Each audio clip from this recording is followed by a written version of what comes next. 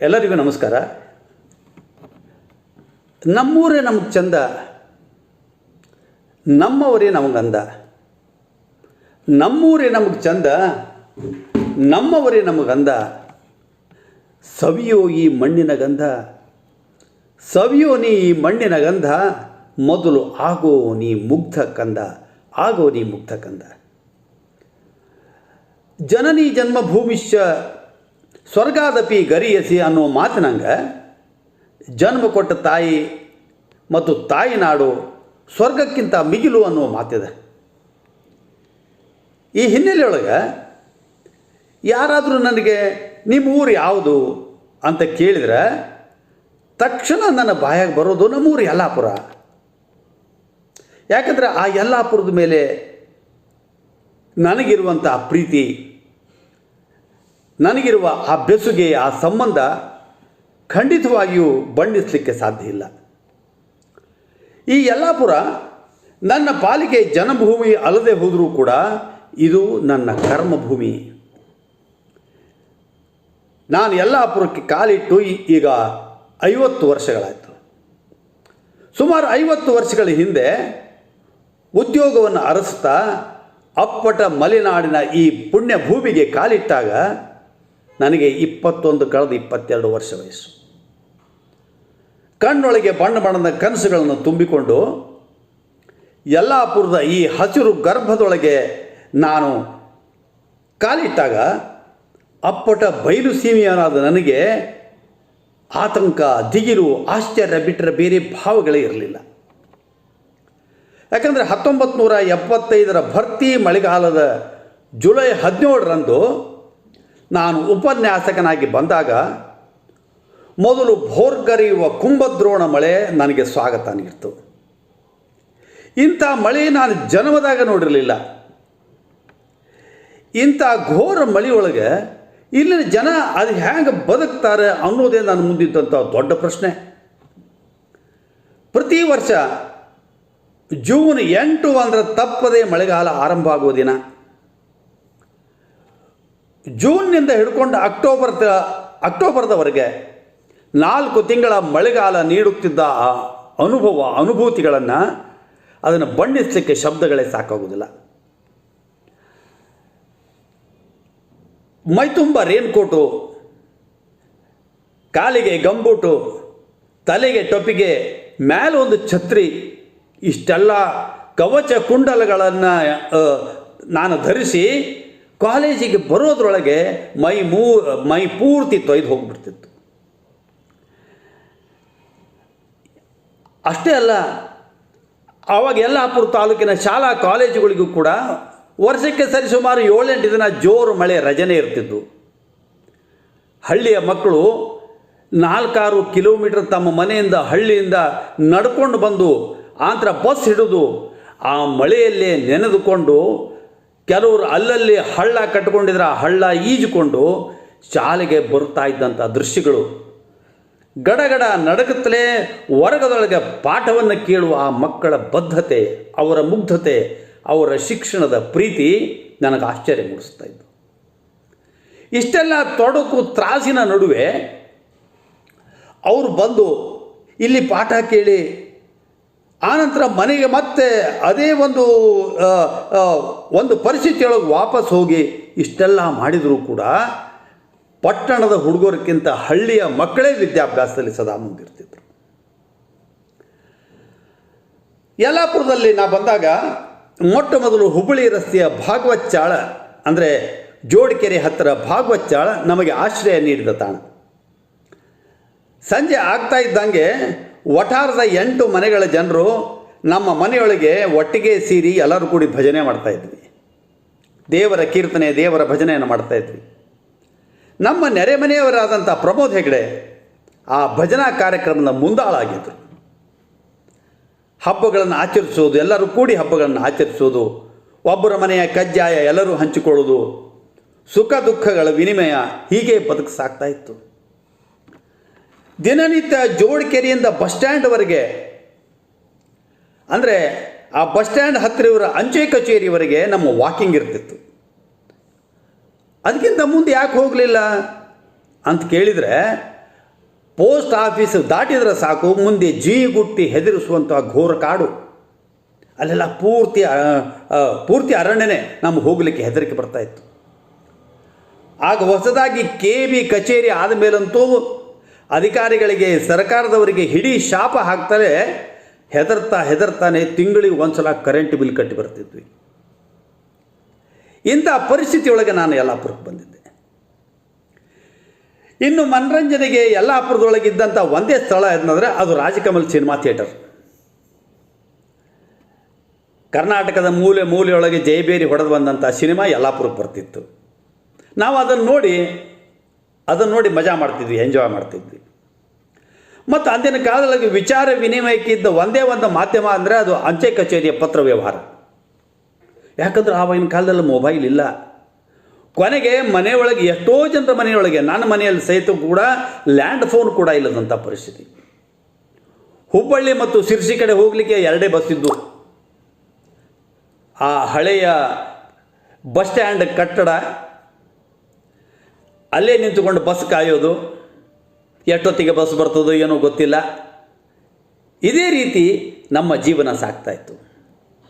ಆಗ TV ಅನ್ನೋ ಶಬ್ದವೇ ಯಲ್ಲಾಪುರದವರಿಗೆ ಗೊತ್ತಿರಲಿಲ್ಲ. ನನಗಿನ್ನೂ ನೆನಪಿದೆ, 1980ರ ದಶಕದೊಳಗೆ ಈ ಟಿಳಕ್ ಚೌಕ್ ಹತ್ತಿರದ ಹಳೆಯ ತಹಶೀಲ್ದಾರ್ ಕಚೇರಿ ಮುಂದೆ ಒಂದು ಸ್ಯಾಟಲೈಟ್ ಛತ್ರಿ ಪ್ರದರ್ಶನ ಏರ್ಪಡಿಸಿದರು. ಆಗ ನನ್ನ ಗೆಳೆಯ ವಕೀಲ ಪ್ರಕಾಶ್ ಮಾಲ್ಸೇಟ್ ಎಲ್ಲರಿಗೂ ಆ ಸ್ಯಾಟಲೈಟ್ನ ಕಾರ್ಯ, ಅದು ಹೇಗೆ TV ಪೆಟ್ಟಿಗೆಯಲ್ಲಿ ಚಿತ್ರಗಳು ಮೂಡ್ತವೆ, ಅದು ಹೇಗೆ ಮೇಲಿಂದ ತರಂಗಗಳನ್ನು ರಿಸೀವ್ ಮಾಡ್ತದೆ, ಅದನ್ನೆಲ್ಲ ವಿವರ ಮಾಡ್ತಾ ಇದ್ದ. ನಾವು ಅದನ್ನು ಕೇಳ್ತಾ ಇದ್ವಿ ಆಶ್ಚರ್ಯಪಟ್ಟುಕೊಂಡು. ನನಗೆ ನೆನಪಿದ್ದ ಪ್ರಕಾರ 1985ರೊಳಗೆ ಮೊದಲ TV ಯಲ್ಲಾಪುರಕ್ಕೆ ಬಂತು. ಅದು ಕೂಡ ಬ್ಲ್ಯಾಕ್ ಆ್ಯಂಡ್ ವೈಟ್. ನಾವೆಲ್ಲ ಆಗ ಪ್ರಸಾರ ಆಗ್ತಾ ಇದ್ದ ರಾಮಾನಂದ ಸಾಗರ್ ರಾಮಾಯಣ ಅದನ್ನು ನೋಡಲಿಕ್ಕೆ ಭಾಳ ಕ್ರೇಜ್, ನಮಗೆ ಭಾಳ ಹುಚ್ಚು. ಆ ರಾಮಾನಂದ ಸಾಗರ ರಾಮಾಯಣ ನೋಡಲಿಕ್ಕೆ ನಾವು ಬೇರೆದವ್ರ ಮನೆಗೆ ಹೋಗಿ ಕೂಡಬೇಕಾಗಿತ್ತು. ಯಾಕಂದರೆ ನಮ್ಮ ಮನೆಯೊಳಗೆ TV ಇರಲಿಲ್ಲ. ರಾಮಾಯಣ ಸೀರಿಯಲ್ ಆರಂಭ ಆಗೋದಕ್ಕಿಂತ ಮೊದಲು ಆ TV ಪೆಟ್ಟಿಗೆ ಊದುಬತ್ತಿ ಬೆಳಗ್ತಾ ಇದ್ದಂಥ ಆ ಮನೆ ಯಜಮಾನರು ರಾಮಾಯಣ ಸೀರಿಯಲ್ ಮುಗಿದ ಮೇಲೆ ಅದಕ್ಕೆ ಮಂಗಳಾರತಿ ಮಾಡಿ ನೈವೇದ್ಯ ಮಾಡಿ ಎಲ್ಲರಿಗೂ ರಾಮನ ಪ್ರಸಾದ ಹಂಚ್ತಾ ಇದ್ರು. ನಂತರ ಎಲ್ಲರೂ ಕೂಡಿಕೊಂಡು ಆ ರಾಮಾಯಣದ ಪಾತ್ರಗಳ ಕುರಿತು ವಿಶ್ಲೇಷಣೆ ಮಾಡ್ತಾ ನಮ್ಮ ಮನೆಗಳಿಗೆ ವಾಪಸ್ ಬರ್ತಾ ಇದ್ವಿ. 1988ರ ಸುಮಾರಿಗೆ ನಮ್ಮ ಮನೆಗೆ ಮೊದಲ TV ಬಂತು. ಅದು ಬ್ಲ್ಯಾಕ್ ಆ್ಯಂಡ್ ವೈಟೇ. ಆಗ ರಾಮಾಯಣವನ್ನು ನಮ್ಮ ಮನೆಯೊಳಗೆ ನೋಡುವಂಥ ವ್ಯವಸ್ಥೆ ಮಾಡಿ, ಯಾರ ಮನೆಯಲ್ಲಿ TV ಇಲ್ಲ ಅವರೆಲ್ಲರೂ ನಮ್ಮ ಮನೆಗೆ ಬಂದು ರಾಮಾಯಣ ನೋಡ್ಬೋದು ಅನ್ನುವಂಥ ರಾಮಾಯಣ ನೋಡೋ ಭಾಗ್ಯವನ್ನು ಕಲ್ಪಿಸಿಕೊಟ್ವಿ. ಅಂದು ಪಗಾರ ಭಾಳ ಸಣ್ಣದು, ನಮ್ಮ ಕುಟುಂಬ ಭಾಳ ದೊಡ್ಡದು.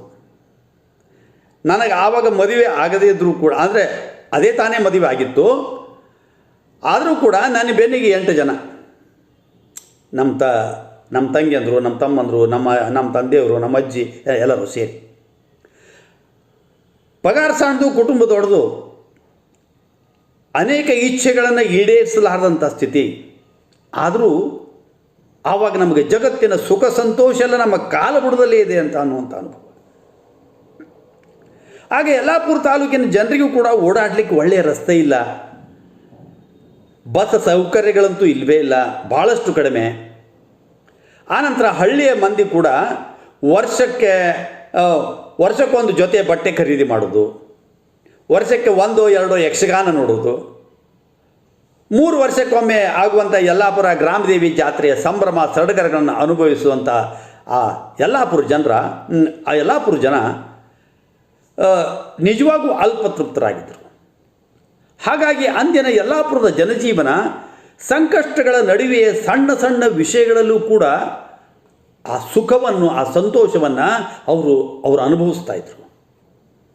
ಅಂದು ನಮ್ಮ ಕಣ್ಣಿಗೆ ಎದ್ದು ಕಾಣುವಂಥದ್ದಂದರೆ ಉಡುಪಿ ಭಟ್ರ ಜೈಂದ್ ಕೆಫೆ, ನಾಯಕ ಬಂಧುಗಳ ವಸಂತ ಭವನ, ಹಂಚಿನ ಕಟ್ಟಡದೊಳಗಿದ್ದಂಥ ಗ್ರಾಮದೇವಿ ದೇವಸ್ಥಾನ, ಶಿಥಿಲಾ ಬಸ್ತಿಯೊಳಗಿದ್ದಂಥ ಬಸವಣ್ಣ ಗುಡಿ, ಈಶ್ವರ ಗುಡಿ, ನಾಯಕನ ಕೆರೆ ದತ್ತ ಮಂದಿರ, ಹಳೆಯ ಜೋಪಡಿಯಲ್ಲಿದ್ದಂಥ ಶಾರದಾಂಬ ದೇವಸ್ಥಾನ, ಜೋಡಕೆರೆ ಮಾರುತಿ, ಅಪ್ಪ ಬಾಳಿಗೆಯವರ ಅಕ್ಕಿ ಮಿಲ್ಲು ಮತ್ತು ಅವಲಕ್ಕಿ ಮಿಲ್ಲು, ಬಾಬು ಹೆಗಡೆ ಮತ್ತು ಕೃಷ್ಣ ಭಾಗವತರ ಕಿರಾಣಿ ಅಂಗಡಿ, ಪಿ ಎಂ ಭಟ್ರ ಚೇತನಾ ಪ್ರೆಸ್ಸು, ಗಣಪತಿ ನಾಯಕರ ಗಣಪಯ್ಯ ಮುದ್ರಣಾಲಯ, ಬೆರಳೆ ಎಣಿಕೆಯಷ್ಟು ಬ್ಯಾಂಕ್ಗಳು, YTS ಶಿಕ್ಷಣ ಸಂಸ್ಥೆ ಅಂತೂ ಇದ್ದೇ ಇತ್ತು. ಬಾಡಿಗೆ ಮನೆಯಲ್ಲಿನ APMC ಕಚೇರಿ, ಟೇಳರ್ ಚೌಕದ ಹಳೆ ತಹಶೀಲ್ದಾರ್ ಕಚೇರಿ, ಹಂಚಿನ ಕಟ್ಟಡದೊಳಗಿದ್ದಂಥ ಕೋರ್ಟು, ಕಣ್ಣಿ ಡಾಕ್ಟರ್ ಮತ್ತು ಪಂಡಿತ್ ಡಾಕ್ಟರ್ ದವಾಖಾನೆ, ಪುಟ್ಟ ಬಸ್ ನಿಲ್ದಾಣ, ದೇವಿ ದೇವಸ್ಥಾನದವರೆಗೆ ಒಂದು ರಸ್ತೆ, ಆನಂತರ ಹುಬ್ಬಳ್ಳಿಯಿಂದ ಕಾರವಾರದವರೆಗೆ ಒಂದು ರಸ್ತೆ, ಮಾಡೆಲ್ ಸ್ಕೂಲು, ರಾಯ್ಕರ್, ರಂಗಪೈ, ಡೋಮಿಗೆರೆ ವಿಘ್ನೇಶ್ವರ ಭಟ್ರು ಮತ್ತು ದಾವೂದ್ ಅವರ ಬಟ್ಟೆ ಅಂಗಡಿ, ಆನಂತರ ಕಾರಂತರ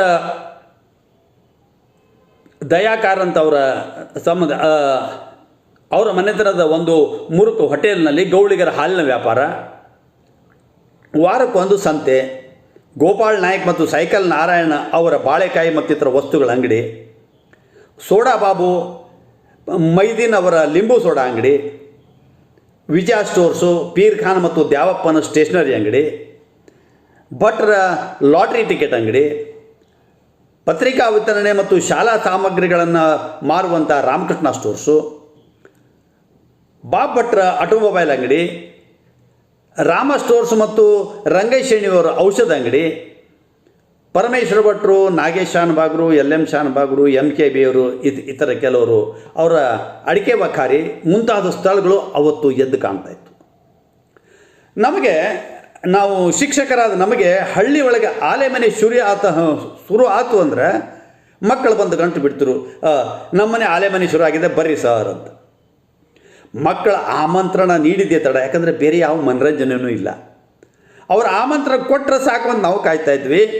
ಆಗ YTS ಸಂಸ್ಥೆಯಲ್ಲಿ ನಾವು ಕೆಲಸ ಮಾಡುವ ನಾವು ಬಾಡಿಗೆ ಸೈಕಲ್ ತೊಗೊಂಡು ಹಳ್ಳಿ ರಸ್ತೆಯೊಳಗೆ ನಮ್ಮ ಸೈಕಲ್ ಯಾತ್ರೆ ಹೋಗ್ತಾ ಇತ್ತು.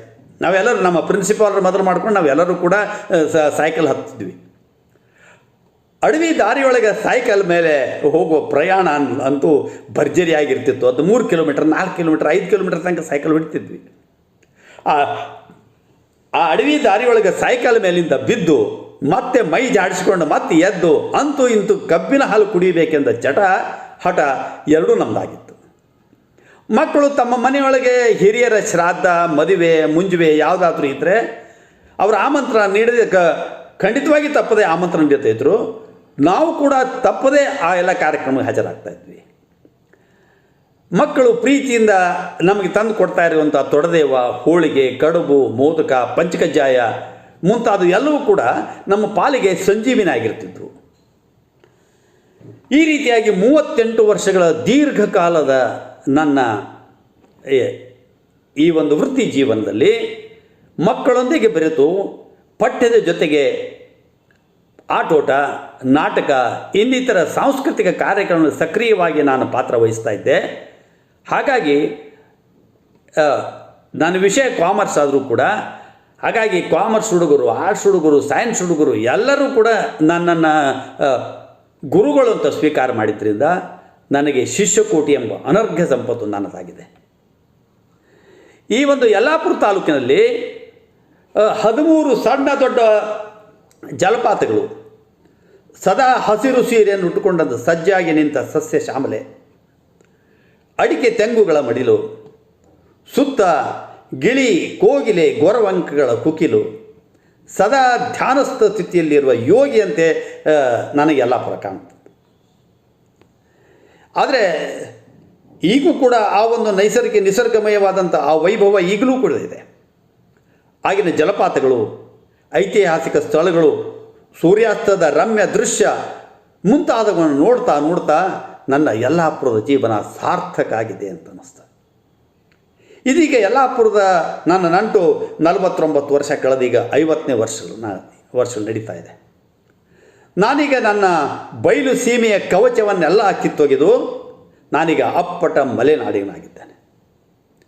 ಅಡಿಕೆ ಹೆಂಗೆ ಬೆಳೀತದೆ, ಮ್ಯಾಲೆ ಬೆಳೀತದೋ ಏನು ಬೇರೆ ಬೆಳೀತದೋ ನನಗೇನು ಗೊತ್ತಿರಲಿಲ್ಲ. ಮೊದಲು ಅಡಿಕೆ ಬಗ್ಗೆ ನನಗೆ ಜ್ಞಾನವೇ ಇಲ್ಲದಿದ್ದ ನಾನು, ಒಂದು ಕನಿಷ್ಠ ಜ್ಞಾನವೂ ಇಲ್ಲದಿದ್ದ ನಾನು ನಿವೃತ್ತಿ ನಂತರ ಅಡಿಕೆ ತೋಟ, ತೆಂಗಿನ ತೋಟ ಮಾಡಿಕೊಂಡಿದ್ದು ನನಗೆ ಅತ್ಯಂತ ಖುಷಿ ಕೊಡುವಂಥ ಸಂಗತಿ. ನಾನೀಗ ಅಪ್ಪಟ ಮಲೆನಾಡಿನ ಕೃಷಿಕ.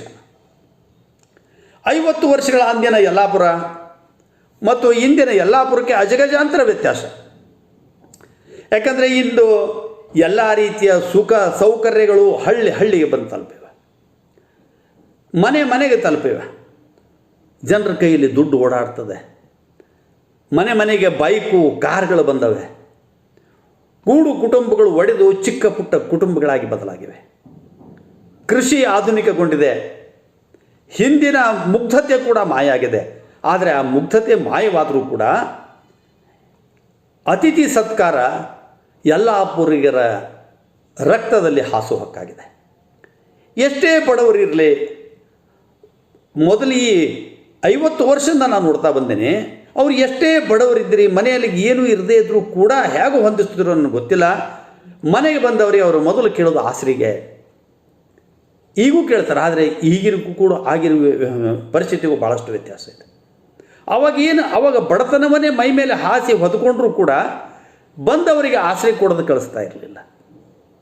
ಹಾಗಾಗಿ ಮನೆಗೆ ಬಂದವರಿಗೆ ಆಶ್ರಯ ಕೊಡ್ತಾ ಅತಿಥಿ ದೇವೋಭವ ಎಂಬ ಉದಾತ್ತ ಸಂಸ್ಕೃತಿಗೆ ಇಂದಿಗೂ ಆಸರೆಯಾಗಿದ್ದಾರೆ ಯಲ್ಲಾಪುರದ ಜನ. ಮೃದು ಮನಸ್ಸು, ಆನಂತರ ಜನರು ಭಾಳ ಮೃದು ಮನಸ್ಸು, ಮೆಲು ಮಾತುಗಳು, ದೈವ ಭೀರುಗಳು, ಸಂಸ್ಕೃತಿಯ ಪೋಷಕರು. ಇಂಥ ಸಂಸ್ಕಾರವಂತ ನೆಲ, ಇಂಥ ಸುಸಂಸ್ಕೃತ ಜನರನ್ನು ನಾನು ಹೇಗೆ ಮರೀಲಿಕ್ಕೆ ಸಾಧ್ಯ ಇದೆ? ಮೇಲಾಗಿ ನನ್ನ ಭಾಳ ಸಂಗಾತಿಯನ್ನು ಒದಗಿಸಿಕೊಟ್ಟ ಯಲ್ಲಾಪುರ ಮತ್ತು ಇಲ್ಲಿನ ಜನರ ಆಹಾರ ವಿಹಾರಗಳು ಅವರಷ್ಟೇ ಮೃದು ಮತ್ತು ಸವಿ ಕೂಡ. ಬಿಸಿ ಬಿಸಿ ತೆಳ್ಳವು, ಮೇಲೆ ತೆಳು ಬೆಲ್ಲ, ಅದರ ಮೇಲೆ ಘಮಘಮಿಸುವ ತುಪ್ಪ, ಆನಂತರ ತೊಡೆದೇವು, ಯಾಲಕ್ಕಿ ಮಿಟಗ, ಸವಿ ಮಧುರ ಜೇನುತುಪ್ಪಕ್ಕೆ ಹೆಸರಾದ ಯಲ್ಲಾಪುರ. ಈ ಯಲ್ಲಾಪುರದ ನನ್ನ 50 ವರ್ಷಗಳ ಬದುಕನ್ನು ನೋಡಿದಂಥ ನನ್ನ ಸಂಬಂಧಿಕರು ಹೇಳ್ತಾರೆ, ನೀವೇನು ಬಿಡಪ್ಪ, ಸ್ವರ್ಗಕ್ಕೆ ಕಿಚ್ಚು ಹಚ್ಚುವಂಗೆ ಬದುಕಿದೆ, ನೀನು ಸ್ವರ್ಗದೊಳಗೆ ಇದ್ದೀಯಲ್ಲೋ ಮಾರಾಯ ಅಂತ ಆಡುವ ಬೆಚ್ಚುಗೆ ನುಡಿ ಅದು ನನಗಲ್ಲ, ನನ್ನ ಪ್ರೀತಿಯ ಯಲ್ಲಾಪುರಕ್ಕೆ ಸಲ್ಲಬೇಕು. ನನಗೆ ಭೂಮಿಯನ್ನು ಯಲ್ಲಾಪುರ ಕೊಟ್ಟಿದೆ, ನನಗೆ ಭಾಮ ಅಂದರೆ ಹೆಂಡತಿಯನ್ನು ಯಲ್ಲಾಪುರ ಕೊಟ್ಟಿದೆ, ನನಗೆ ಭಾಗ್ಯಗಳನ್ನು ನನಗೆ ಯಲ್ಲಾಪುರ ಕೊಟ್ಟಿದೆ. ಇವೆಲ್ಲವನ್ನು ಭೂಮಿ, ಭಾಮ, ಭಾಗ್ಯ ಎಲ್ಲವನ್ನು ಕೊಟ್ಟು ನನ್ನ ಬದುಕನ್ನು ಸಮರ್ಥವಾಗಿ ಕಟ್ಟಿಕೊಳ್ಳಲು ನೆರವಾದ ಈ ಯಲ್ಲಾಪುರದ ಪವಿತ್ರ ಮಣ್ಣಿಗೆ, ಇಲ್ಲಿನ ಜನ ಸಮುದಾಯಕ್ಕೆ, ಇಲ್ಲಿನ ಶ್ರೀಮಂತ ಸಂಸ್ಕೃತಿಗೆ ನನ್ನ ಅನಂತಾನಂದ ಧನ್ಯವಾದಗಳು. ನಾನು ಹೇಳೋದಿಷ್ಟೇ, ಈಗಿನ ಮಕ್ಕಳು ತಮ್ಮ ಹೊಟ್ಟೆಪಾಡಿಗೆ ಉದ್ಯೋಗ ನಡೆಸ್ತಾ ಬೇರೆ ಬೆಂಗಳೂರಿಗೋ ಬಾಂಬೆಗೋ ಬೇರೆ ರಾಜ್ಯಕ್ಕೋ ಬೇರೆ ದೇಶಕ್ಕೋ ಹೋಗಿದ್ದಾರೆ. ಅದು ಸಹಜ. ಆದರೆ ನಾನು ಹೇಳೋದಿಷ್ಟೇ, ಎಲ್ಲಾದರೂ ಇರು, ಎಂತಾದರೂ ಇರು, ಎಂದೆಂದಿಗೂ ನೀನು ಯಲ್ಲಾಪುರದವನಾಗಿರು, ಎಂದೆಂದಿಗೂ ನೀನು ಯಲ್ಲಾಪುರದವನಾಗಿರು. ಏಸೂರು ತಿರುಗಿದರೇನು ಬಂತು ಅಣ್ಣ, ಏಸೂರು ತಿರುಗಿದರೇನು ಬಂತು ಅಣ್ಣ, ನಮ್ಮೂರ ನೆನಪು ಸವಿ ಹಾಲಿನ ಗಿಣ್ಣ. ಏಸೂರು ತಿರುಗಿದರೇನು ಬಂತು ಅಣ್ಣ, ನಮ್ಮೂರ ನೆನಪು ಸವಿ ಹಾಲಿನ ಗಿಣ್ಣ. ನೋಡಲ್ಲಿ ಕಂಡೀತು ಸಂಸ್ಕೃತಿಯ ಬಣ್ಣ, ನೋಡಲ್ಲಿ ಕಂಡೀತು ಸಂಸ್ಕೃತಿಯ ಬಣ್ಣ. ಮರೆಯದಿರು ಎಂದಿಗೂ ನಿಮ್ಮೂರ ಮಣ್ಣ, ಮರೆಯದಿರು ಎಂದಿಗೂ ನಿಮ್ಮೂರ ಮಣ್ಣ, ಮರೆಯದಿರು ಎಂದಿಗೂ ನಿಮ್ಮೂರ ಮಣ್ಣ. ನಮಸ್ಕಾರ.